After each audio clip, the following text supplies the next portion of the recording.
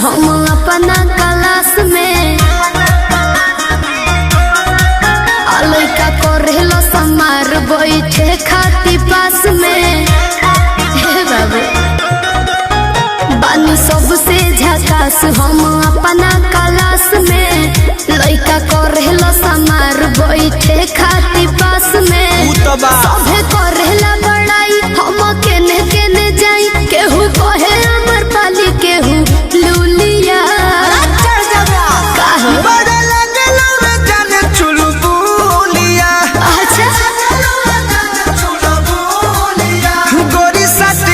पढ़े जब जानू स्कूलिया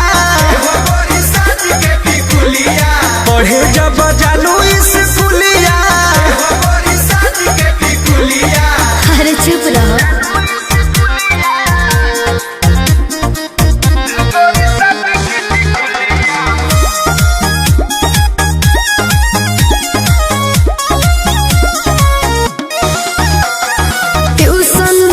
लही कन के बा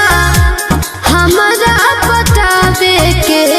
घड़ी में सभे देखेला समय हमारा जाए आवे के ये हमरा सब बुझाते है बाबू। तो का पूछता ए धन ओठ पर लगा के उठल लिया तो चले लू हिरनी वाला चलिया ऐसा न बका चिझना हवे जान तू ममोलिया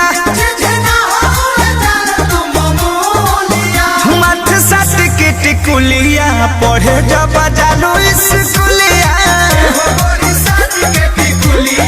पढ़े जब जानू स्कूलिया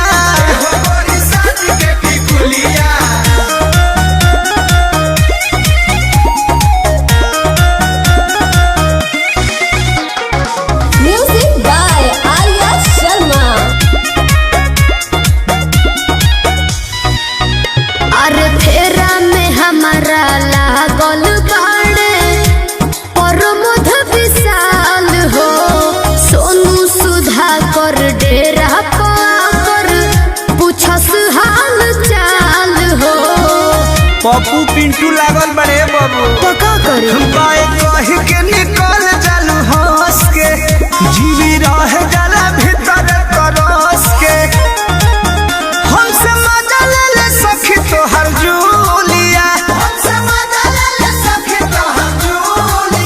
गोरी साट के टिकुलिया पढ़े जब जानू स्कूलिया